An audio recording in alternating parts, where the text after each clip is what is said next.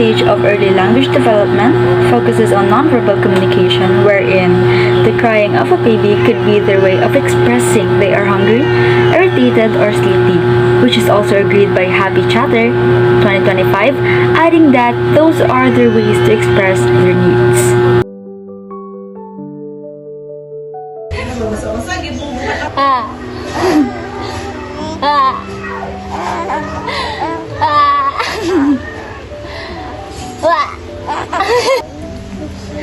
Madala na si Ezra? Madala na si Ezra? Madala na si Ezra? Wala na ka magmama. The video shows a baby transitioning from crying to cooing, key behaviors in the prelinguistic stage from birth to 6 months. During this time, early communication skills like joint attention, gestures, and turn-taking emerge. The baby shift from reflexive cries to verbalizations signals growing phonological and pragmatic skills that is shaped by sensory input and imitation. Caregiver responses as seen in how the baby reacts to voice and touch are crucial in this process. Papa.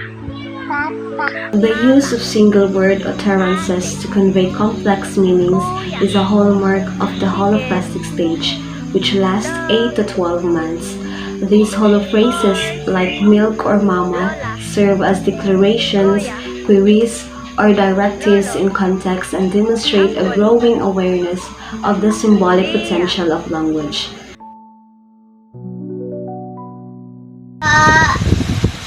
Merry Christmas. Love you too. The two-word stage, as shown in the video, mark a substantial advancement in syntactic development and usually appears between 18 and 24 months.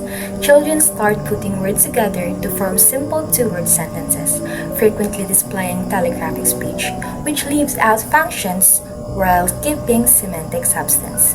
Word order experiments, early comprehension of grammatical linkages, and the expansion of semantic relationships between words are all part of this activity. This stage shows how quickly a child picks up grammatical structures and how adept they are at using language to convey increasingly sophisticated thoughts. Gusto ka maadto ka sa beach? Yes. Unsa ka dito? Dito tanong. Naligo ko. Hello, wow! Kitsa mo kauban. Mami, tito, kuya, kikid, maki, mami. Wow, magunsa ta dito, mag. At this stage, children prioritize content words above function words such as articles, prepositions, and auxiliary verbs. At this point, communicating fundamental semantic meaning is evident.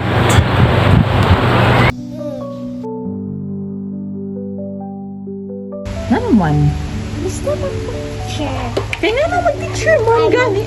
Mag-doktor. Kailangan naman itong mag-doktor. Ang sa trabaho ng doktor. Mag-dong na masakit.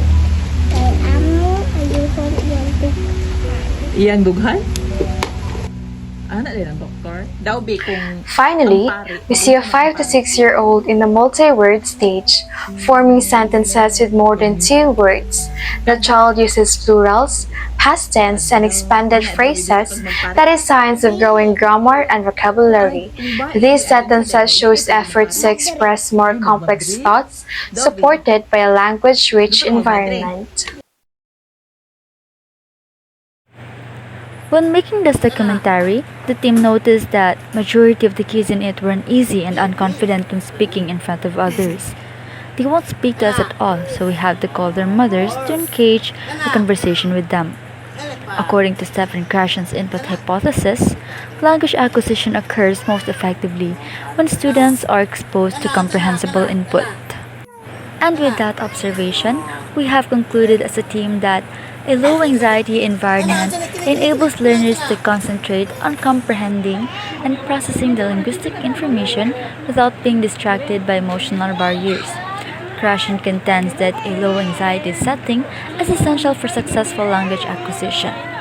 These children are likely to have difficulty processing information and learning a language if they are taught in an atmosphere with a high level of anxiety. Additionally, this stresses the value of a low anxiety environment. This connection is explained by Krashen's affective filter hypothesis. It implies the emotional state of a learner may function as a filter, either permitting or prohibiting input from entering the language acquisition process.